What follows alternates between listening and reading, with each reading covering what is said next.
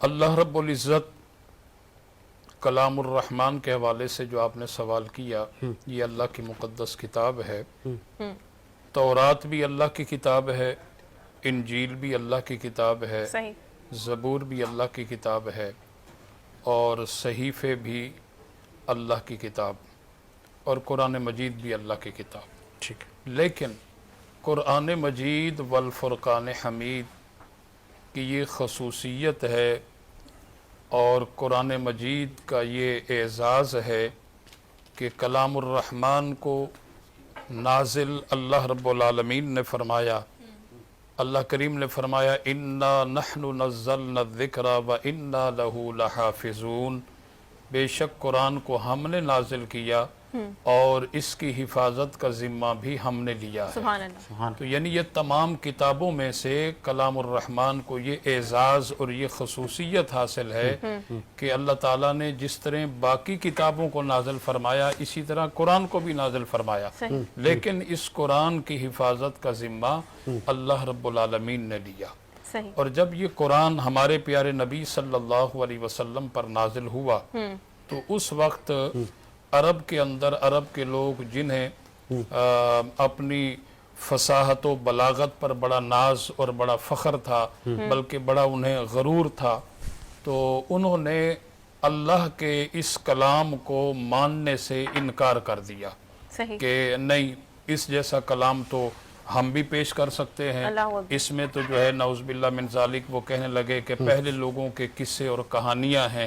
تو اس پر جب انہوں نے یہ کہا تو پھر اللہ رب العزت نے انہیں ایک چیلنج دیا کہ تم سارے مل کر اپنے تمام حمایتیوں کو ملا کر کے تم اس کلام کے مقابلے میں اس کلام کی مثل کوئی کلام لا کر کے دکھاؤ۔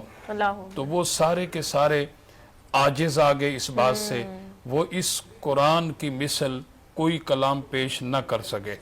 اس کے بعد پھر اللہ رب العزت نے ساجد حسین صاحب اس چیلنج کو اور آسان کر دیا۔ اللہ رب العزت نے فرمایا کہ چلو ایسا کرو کہ تم اس قرآن کی مثل 10 صورتیں لا کر کے دکھاؤ۔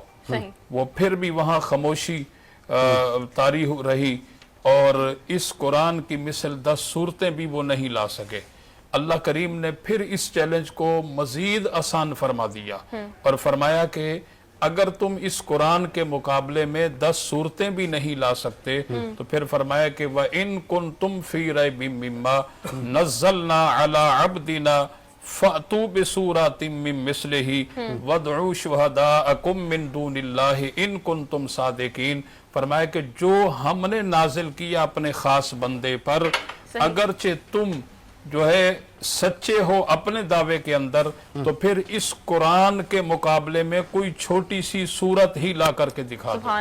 تو محترم ساجد حسین صاحب، وہ سارے کا سارا عرب، وہ سارے کا سارا کفار اس بات سے بھی عاجز ہو گیا۔ ظاہر عاجز تو ہونا ہی تھا، ان کی کیا اوقات، ان کی کیا مجال کہ وہ اللہ کے قرآن کے مقابلے میں کوئی صورت لا سکیں۔ اور قرآن مجید والفرقان حمید حضور سرور کائنات علیہ الصلوۃ والسلام پر نازل ہوا، جیسے کہ قرآن پاک کی سورہ بقرہ کا آغاز ہے الف لام میم ذالک الکتاب لا ریب فیہ۔ سبحان اللہ۔ اب یہاں الف لام اور میم ان کو حروف مقطعات کہتے ہیں۔ ساجد حسین صاحب، کلام الرحمن کے اندر متعدد مقامات پر اس طرح کے حروف موجود ہیں۔